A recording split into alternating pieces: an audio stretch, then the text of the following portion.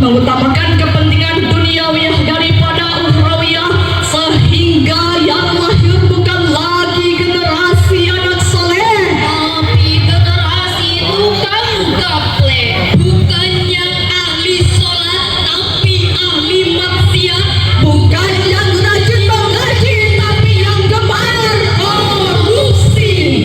Na'udzubillah min dzalik. Inilah hadirin baru sebagian kecil potret buram nasib anak-anak bangsa kita yang rapuh dari nilai-nilai agama dalam keluarga.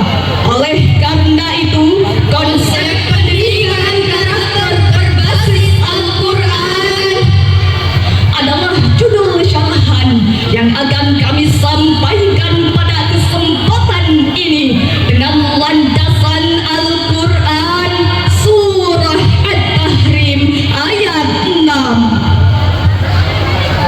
A'udzu billahi minasy syaithanir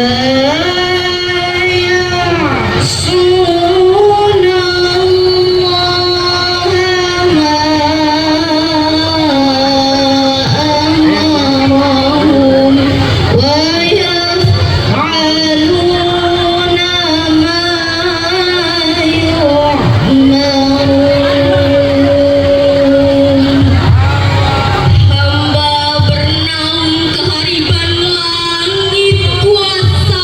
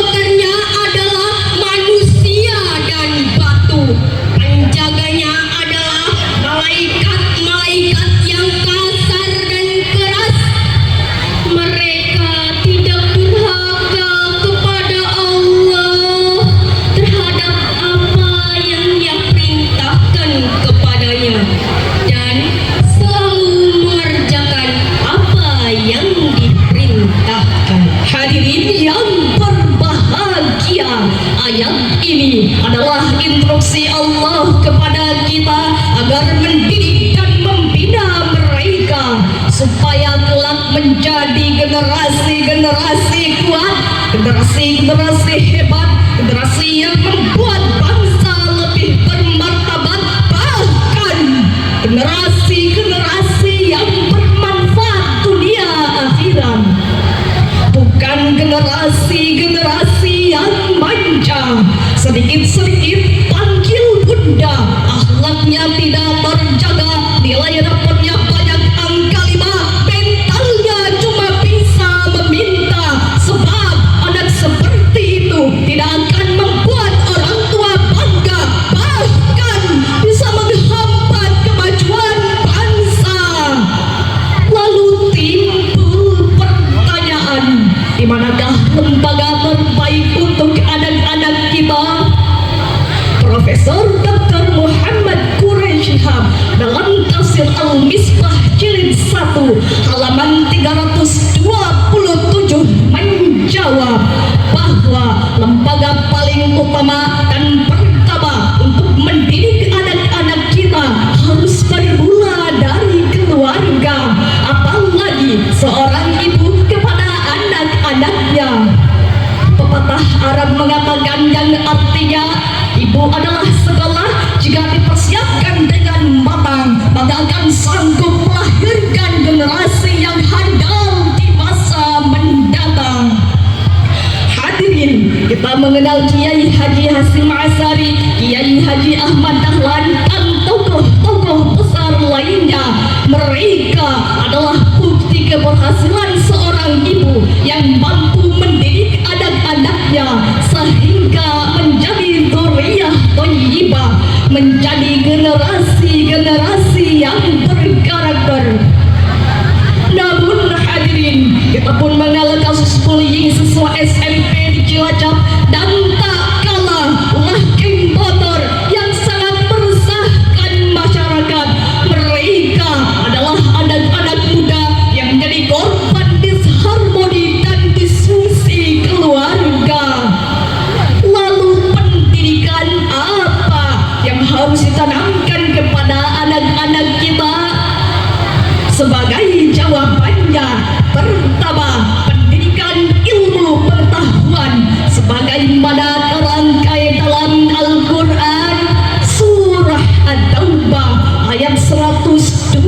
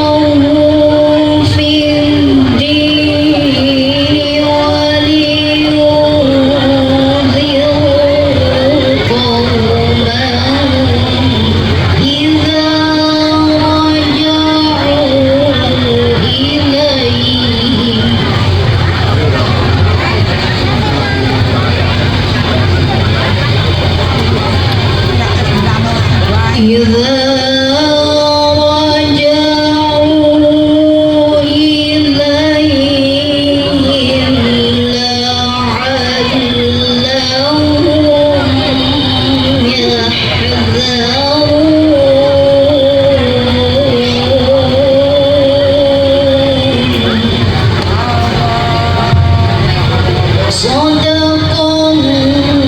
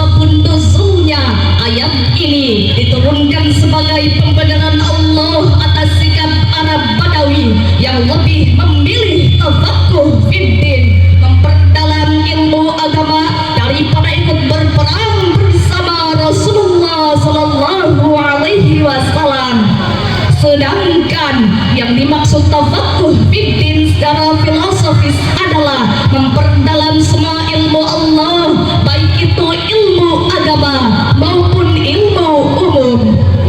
Untuk itu hadirin, kita patut bersyukur terhadap upaya pemerintah kita dengan giat terus meningkatkan taraf pendidikan di negeri ini dengan adanya program wajib belajar 9 tahun, sehingga tidak boleh ada anak-anak kita yang tidak mengenyam pendidikan.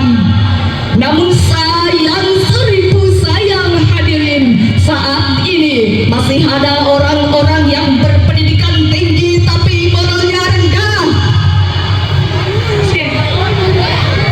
Masih ada ahli politik tapi jiwanya munafik. Masih ada teknokrat tapi otaknya jahat, sehingga bukan sebagai pelopor pembangunan tetapi menjadi virus-virus pembangunan, penghambat pembangunan, bahkan penghancur pembangunan. Dan yang kedua, untuk menghindari generasi-generasi yang berakhlak rendah, kita harus menanamkan pendidikan sholat kepada anak-anak kita. Sebab jika anak-anak kita dididik dengan sholat, maka akan melahirkan generasi-generasi yang hebat, kepada orang tuanya hormat, hidupnya tidak akan tersesat.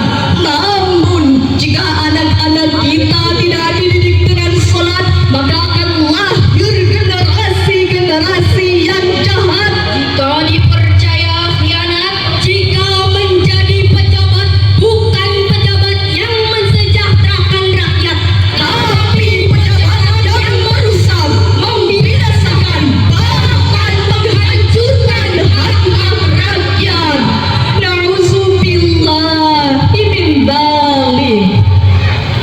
Hadirin yang dirahmati Allah, dari uraian ini dapat disimpulkan bahwa untuk membangun generasi yang berkarakter, setidaknya kita harus menanamkan 2 hal kepada anak-anak kita. Pertama, didik anak-anak kita dengan ilmu, dan yang kedua, didik anak-anak kita dengan sholat. Jangan sampai terlambat, apalagi terlewat, agar kita selamat dari dunia sampai akhirat. Amin, amin, ya rabbal alamin. Sebelum berpisah, ada sebuah pantun